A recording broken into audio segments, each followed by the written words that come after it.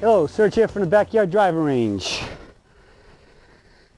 We have a question that came in off of one of the blogs, and it comes from Dragonhead. And this is, I've never encountered a question like this before, but it really has some relevance to today in the technology that's going on in the things about not only building golf clubs, better clubs and balls, and goes all the way down and to golf shoes and things like that. So Dragonhead says, "Dear Serge, just watching a rerun of the figure 8 bump drill that Dave Seaman did with Peggy and Sue. Some time ago I meant to question something and didn't. It was noted that in the video shots by Dave that both Peggy and Sue were not wearing golf shoes, but sports or running shoes.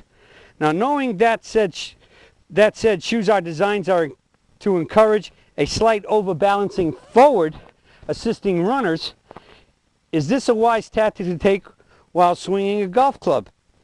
Years ago I stopped wearing sports or running shoes when playing golf or practicing.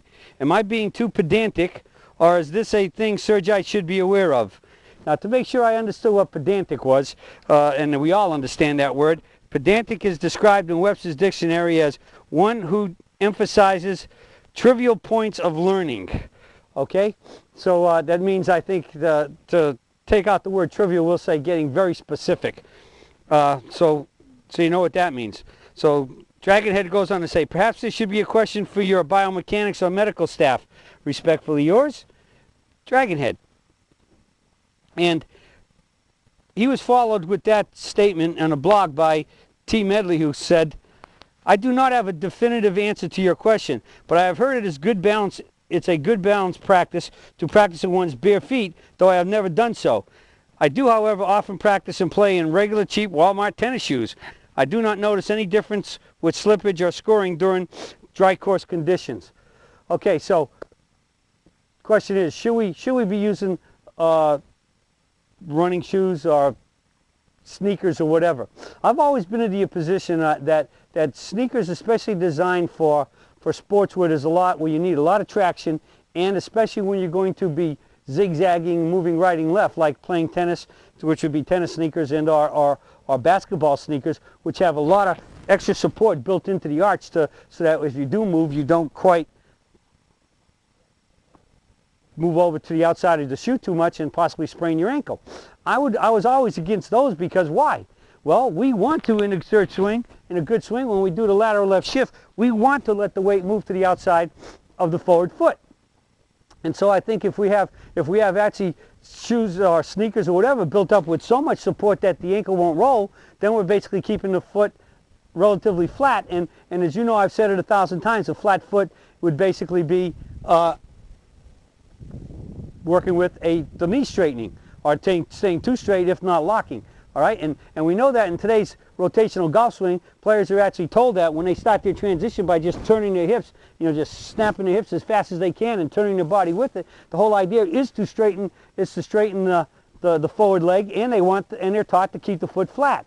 So, but that's not us. Our first move is a lateral shift, and then we're going to. And that gives us, when the low body goes, the upper body stays tilted, slightly goes back a little, which is a secondary spine angle tilt, as Dr. Armstrong calls it.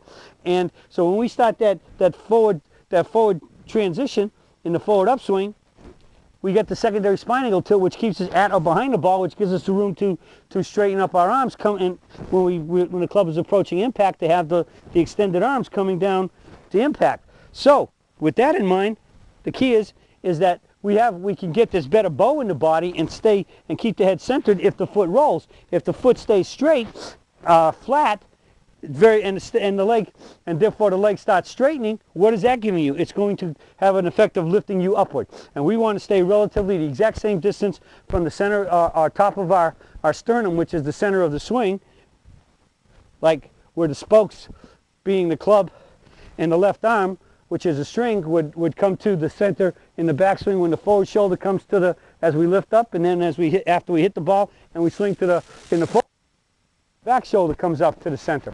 So those are the keys that's important. So I mean, I can remember when DJ, and he even does it now. He even does it now in the summertime. He'll go out and hit golf balls with flip-flops on. and or without his shoes. But he usually hits, I've seen him a lot of times hit him with flip-flops. Again, that gives him the ability to roll the ankle. A rolling ankle goes with a flexed knee. A flat foot goes with a straight knee. And so we do want that, we want that rolling over, because that gives us that secondary spine angle tilt. So I would say, as T. Medley said, I think you're better off practicing in no shoes, or maybe as DJ does now and then, even in flip-flops, but playing golf shoes with good support in your arches for walking, but that you can still roll the ankle over. And so if you do that, when you do your bump and get that secondary spine angle tilt, you stay put. You can nuke it like that and hit the ball more solid straight, and therefore shoot those lower scores. Well, that's it for today for the Surge on footwear. And good footwear allows you to have good footwork, which allows you to hit better shots. That's it for today, and I'll be talking to you all again soon.